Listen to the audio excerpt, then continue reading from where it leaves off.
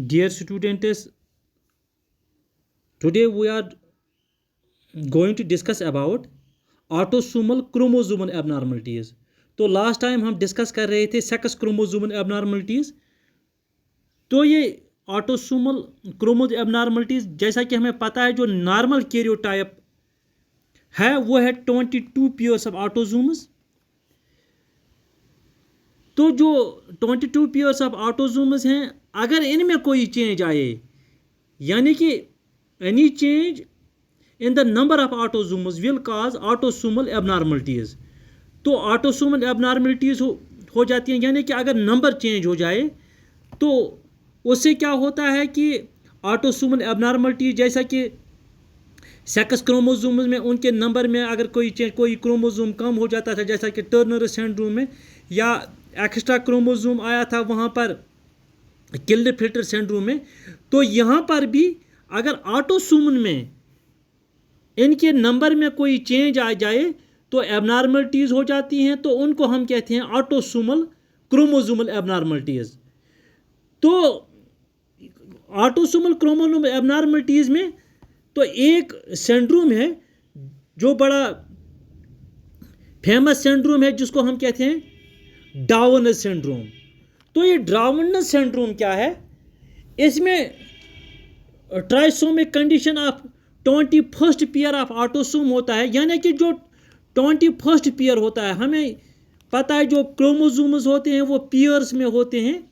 जैसे कि कैरियोटाइप में हमने देखा है कि कैरियोटाइप में जो क्रोमोसोम्स होते हैं हमेशा पेयर्स में होते हैं, इस तरह होते हैं। अगर आप देखोगे तो क्रोमोसोम तो इस तरह पेयर्स में आते हैं, लेकिन इस डाउन सिंड्रोम में क्या होता है, ये क्रोमोसोम पेयर्स में नहीं होता है, इसमें और एक ऐड हो जाता है, यानी कि ट्राइसोमिक कंडीशन हो जाती है।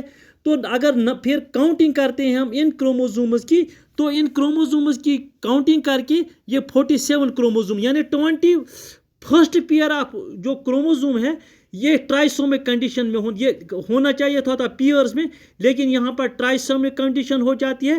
तो यहाँ पर भी non disjunction of 21st pair, यानी 21st पेयर जो उसकी नॉन डिसजंक्शन होती है ड्यूरिंग मियासिस, तो उसी से क्या हो जाता है, फॉर्मेशन ऑफ एबनॉर्मल गैमीट्स बनते हैं। तो यही है डाउन सिंड्रोम।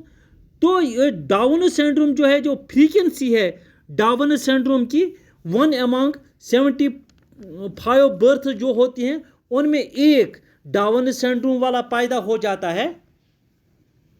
अब जो ये पर्सन डाउन सिंड्रोम में इनमें क्या होता है, the person suffering from down syndrome does not show complete physical, sexual and mental growth.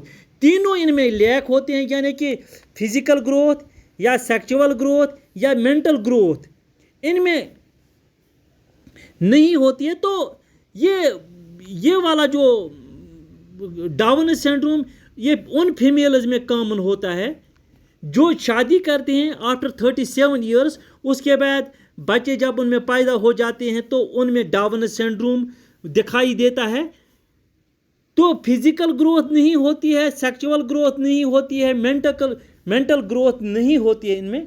और क्या इसमें यहाँ पर आप देखिए कि जो पर्सन्स होते हैं इनका स्ट्रेचर जो होता है ये शॉर्ट होता है, हैंड्स इनके स्मॉल होते हैं, फीट्स इनके स्मॉल होते हैं, तीनों चीज़ें, यानी हेड भी इनका स्मॉल होता है, हैंड्स भी स्मॉल होते हैं, फीट्स भी स्मॉल होते हैं।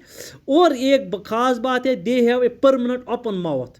जो लावर जा होता है, लार्ज प्रोट्रूडिंग लावर लिप, जो नीचे वाला लिप होता है बाहर की जन्म निकला हुआ होता है, स्टर्नम इनकी शॉर्ट होती है। अब इससे क्या होता है, दे है एपिसेंथल फोल्ड्स और आइज, जो आइज इनकी होती हैं वहाँ पर फोल्ड्स ऑफ स्किन होती हैं। तो इनसे क्या हो जाता है, इनका एक लुक बनता है मंगोलियन लुक।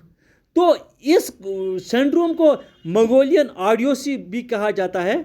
इनमें मेंटल डेवलपमेंट नहीं होती है, रिड्यूस्ड मेंटल कैपेसिटी होती है, and never reach sexual maturity, ये सेक्सुअल मैच्योरिटी में नहीं पहुंचते हैं, they have short life span, shorter life span होती है, और एंड दे डाई